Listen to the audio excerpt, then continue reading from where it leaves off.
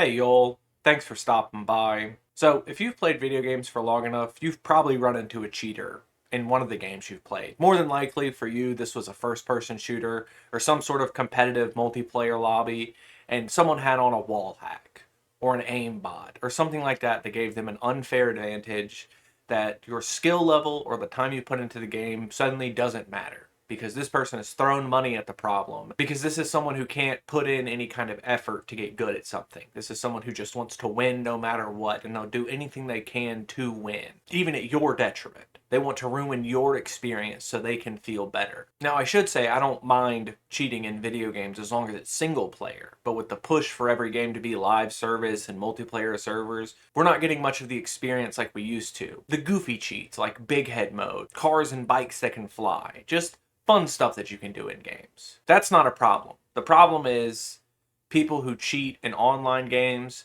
to earn themselves accolades and fame that they didn't deserve over people who actually spend the time in the games. And so we come to the focus of this story, Elon Musk and his Path of Exile 2 character that died recently. He had a hardcore character that made it up to level 97, and it just died earlier this month.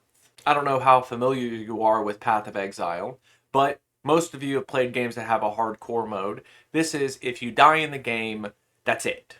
Usually, it starts you back from the beginning. I believe with Path of Exile, it just puts you in a gen pop once you're done. But still, if you're a high enough level, I think theirs is the top 1,000 players, when you die, it's announced server-wide. And someone caught a screenshot of Elon Musk's death. Now, this happened shortly after Elon Musk went live on stream to play his game to show people that he really was serious about the game, and kind of revealed his hand that he probably bought that character, or maybe paid someone else to play it to get it to that rank. Because the gameplay was atrocious. He was leaving resources all over the place, his mana pool was drained most of the time and he never tried to fill it back up a lot.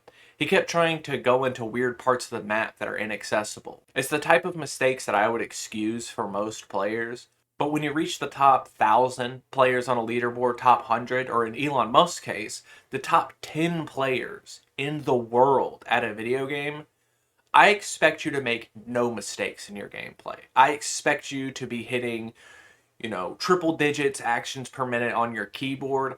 I expect to see a showcase when I watch you play video games. And that was not the case.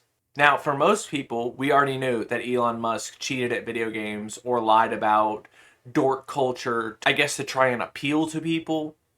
There was the infamous Evangelion tweet where he replied with nerve. But in the vein of video games, everybody remembers his god-awful Elden Ring build. For a lot of his fanboys, this was a clear sign as to who they were dealing with. That this is someone who is lying about his hobbies and lying about his personality to try and appeal to you to make himself seem more normal. It's crazy that this is causing him so much backlash when there's worse things that he's done in life. I think union busting is worse than cheating at a video game. I think disowning your daughter because she transitions is worse than cheating at a video game.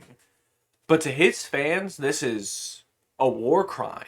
And I do think it kind of shows you what kind of person you're dealing with. If you know someone who constantly uses hacks in video games, or rather, I should say competitive video games, to earn an edge over other players, this is someone who is incredibly dishonest in life. This is someone who will cheat and backstab their way to the top. This is someone who does not care about putting in the work. And I don't think there's any better way to describe Elon Musk than someone who's been handed everything in their life, someone who buys their way to the top, someone who purchases their way into power, and then gets mad when they don't know how to wield it. Now, I doubt Elon Musk is going to stay gone from that game long. He'll probably buy another character soon and then pretend that he's really good at the game again, but I think the damage is dealt. I think a lot of his sycophants are starting to realize how dishonest he is, and again, it's a shame it took a video game to do this, but I'm glad you could finally join us all on the right side of things. I'm sure we'll see him crying more about this later on, so until he logs on to his weird CyberGamer420 alt account to start posting more terrible video game screenshots, y'all try to have a good day.